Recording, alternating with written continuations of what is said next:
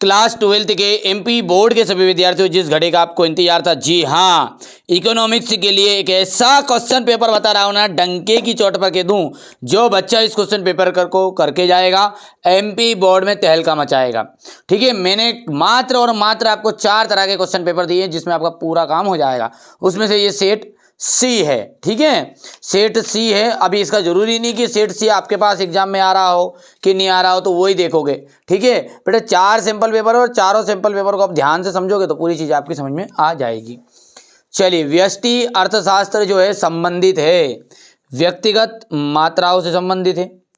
उपभोक्ता के संतुलन का उदासीनता वक्र विश्लेषण आधारित है। तो क्रम वाचक उपयोगिता पर जब सीमांत ऋणात्मक होती है तब कुल उपयोगिता घटने लगती है। परिवर्ती अनुपातों का जो नियम है वो संबंधित है किससे? अल्पकाल से। किससे? अल्पकाल से।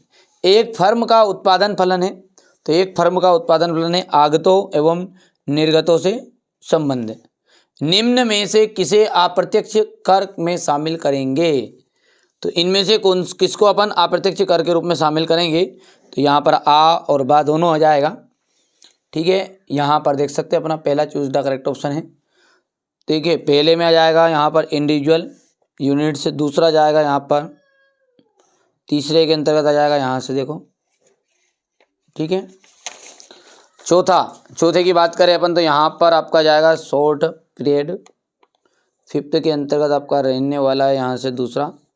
ठीक है, और यहाँ से बोथ ए एन बी हो गया, रहेगा याद। अब है क्वेश्चन नंबर 2 जो कि है रिक्त स्थान। देखो, पैमाने के प्रतिफलों का संबंध, पैमाने के प्रतिफलों का जो संबंध है वो दीर्घकाल अवधि से होता है।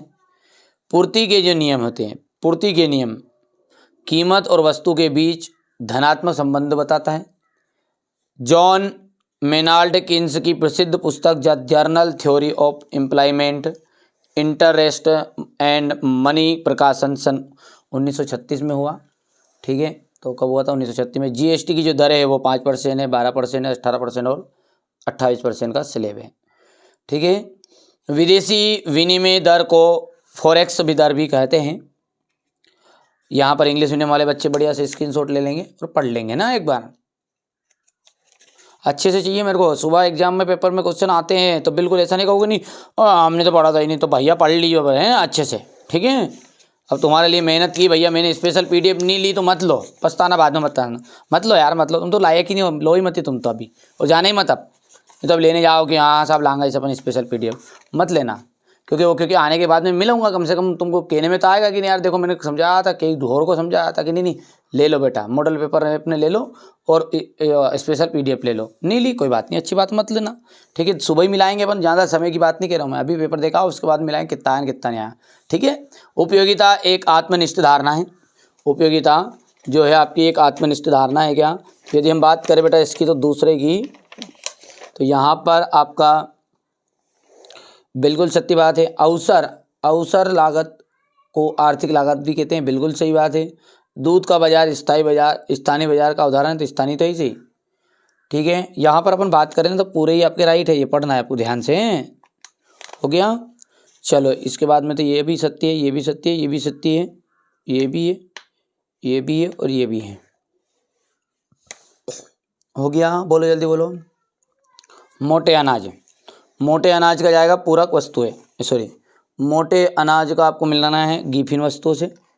पेन और स्याही पूरक वस्तु है एक दूसरे से, क्योंकि स्याही का बना पेन नहीं करे, पेन का बना स्याही काम नहीं करे। ठीक है, मैक्रो हो जाएगा, ग्रीक भाषा से लिया गया शब्द हो जाएगा। बचत का जाएगा आपका यहाँ पर रिसाव। ग्राहक से जमा स्वीकार करना, कौन? व्यापारिक बैंक है। सीमांत उपयोग प्रवृत्ति, तो इसका हो जाएगा यहाँ पर del P upon del Y. प्रभावपूर्ण मांग, तो अंतिम में जाएगा C+L। कर पाओगे? यहाँ से देखो आप, पहला जो है देखो मैं नंबरिंग कर दूँ, आप तो बस सीधी सी बात है पढ़ लेना। 4th है, 6 है, 5th है, ये 7 है, ये 2 है और ये 1 है। कर पाओगे? बोलो बोलो खजूर। बोलो बोलो खजूर, बोलो नहीं। चलो अब अगला है आपका एक वाक्य में उत्तर। प्रश्न नंबर 5 में क्या है आपका, एक वाक्य में उत्तर। विलासिता की वस्तुओं की मांग की लोच कैसी होती है, अत्यधिक लोचदार होती है।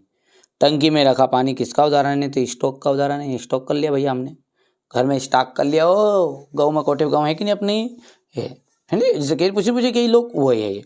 भारत में बैंकों का बैंक कौन है, तो RBI। तरल कोषानुपात बढ़ाने से मुद्रा की पूर्ति पर क्या प्रभाव पड़ेगा, तो घटेगी। प्रत्याशित निवेश किसे कहते हैं, योजनागत निवेश का मूल्य। बजट के 2 संघटक अवयव लिखिए, तो राजस्व बजट प्राप्तियाँ और बजट व्यय। हो गया ये, यहाँ से अपन देखते हैं तो ये इसका हो जाएगा। थोड़ा छोटा करो कहीं, लो भैया छोटा कर दिया बाबू जी। अब देखो बेटा, व्यष्टि अर्थशास्त्र किसे कहते हैं, ठीक है। अर्थव्यवस्था से आप क्या समझते हैं, हो जाएगा बिल्कुल। और यहाँ से अपन देखते हैं मांग की कीमत, लोच का अर्थ बताना है, अदृश्य हाथ, ठीक है। ये सबका सॉल्यूशन तो मैंने आपको अपने ऐप पे अंदर डाल दिया है। NCERT कोचिंग आपका खुद का ऐप है। आप आगे बढ़ाना चाहोगे तो बढ़ेंगे, नहीं तो दादा टूटली फुटली अपनी पल्ली है। यहाँ स्टैंड है, कई बार कह भी दी हो, स्टैंड है टूटला फुटला सामान अपना अवेलेबल लेंगे नहीं, ठीक है। मेहनत कर रहे हैं भैया आपके लिए, और कोशिश तो यही है कि बस आप लोग बिल्कुल अच्छे से मेरा सपोर्ट करो, आप भी सपोर्ट करो, मैं भी आपका सपोर्ट कर रहा हूँ बस, बिल्कुल ठीक है। जल्दी जल्दी 10 व्यक्ति को आप कम से कम मॉडल पेपर दिलवाओ, है ना। फंसता है तो ज़बरदस्ती नहीं है, लगे कि हाँ इकोनॉमी से पेपर आया तो अगला पेपर में आप बिल्कुल देखो बेटा, 4 मॉडल पेपर और स्पेशल PDF, इन सबसे मिलाकर आपका 99% पेपर आएगा। ये बात ध्यान रखना आप। जिनने स्पेशल PDF नहीं लेनी, स्पेशल PDF ले लेना। 4 मॉडल पेपर तो यूट्यूब पे डाल दिया अपन ने, बची क्या स्पेशल PDF, तो ले लेना है नहीं। एक कहाँ मिलेगी, 1000 बार बता दिया, एप्लीकेशन के अंदर मिलेगी वीडियो, डिस्क्रिप्शन में देख लो, कमेंट में पिन करवा के रखा है, प्ले स्टोर में भी ऐप नहीं मिल रहा है तो भी पिन करवा के रखा है। और क्या क्या करूँ तुम्हारे लिए बताओ, ठीक है। अब बस पाइए नहीं ली दी हमारे फेरा पकड़े, ठीक है। व्यक्तिगत आय किसे कहते हैं, दोहरी गणना की समस्या क्या है, इसे कैसे बचा सकता है। स्टॉक और प्रभाव में अंतर। मांग, मुद्रा की मांग का अर्थ बताना है, मुद्रा की पूर्ति। प्रभावी मांग। सीमांत उपभोग प्रवृत्ति किस प्रकार की, सीमांत बचत प्रवृत्ति से संबंधित है। पूर्ण रोजगार अवधारणा को समझाइए। रोजगार में परंपरावादी सिद्धांत की 2 विशेषताएं बतानी है आपको। प्रत्याशित निवेश और यथार्थ निवेश में क्या अंतर है। पूर्ण प्रतिस्पर्धी बाजार की कोई 3 विशेषताएं बताइए। लाभ अधिकतमीकरण किसे कहते हैं, 3 शर्तें लिखनी है। मांग का नियम रेखा चित्र द्वारा, ठीक है। ये क्वेश्चन नंबर 18 है। बाजार अर्थव्यवस्था किसे कहते हैं। आर्थिक समस्या उत्पन्न करने के कोई 3 कारण लिखो। केंद्रीय बैंक से आप क्या समझते हैं, व्यावसायिक बैंकों के 3 कार्य बताओ। ये सब हो गया, ये क्वेश्चन नंबर 20 हो गया है, देखो जल्दी से, ठीक है। ये आपके सारने वाली हो गया ही ये तो सवाल भैया।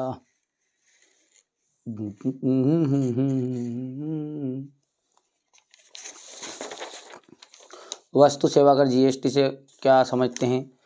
पुरानी कर व्यवस्था के मुकाबले GST कितनी श्रेष्ठ है। सार्वजनिक वस्तुओं द्वारा वस्तु सरकार द्वारा ही प्रदान की जानी चाहिए, क्यों, व्याख्या कीजिए। स्थिर विनिमय दर का अर्थ स्पष्ट है, अदायगी भुगतान से सदैव संतुलित रहता है, व्याख्या कीजिए। हो गया भैया। चलिए, तो ये मैंने आपको पूरा इकोनॉमिक्स का सेट C प्रोवाइड कराने की कोशिश करी है, ठीक है। आप तो अच्छे से तैयारी करो यार, मैं को ना मॉडल पेपर लो और आप तो स्पेशल PDF से पढ़ो बस। बाकी चीज़ आप समय बचता तो पढ़ना अलग से, ऐसी कोई दिक्कत नहीं है। और यार भाई साहब, आप कोशिश कर ली, अपन ने बात खत्म हो गई, तैयारी कर ली, जो होगा देखा जाएगा, फिर बात खत्म हो गई और क्या है, ठीक है। मेहनत करो अब यदि डर डर के रात गुजारोगे कि नहीं साहब पेपर कैसे आएगा, सुबह कहीं करोगा, तो करते रहो, मेरा जा रहा है ना। चलिए मिलते हैं अगली वीडियो में।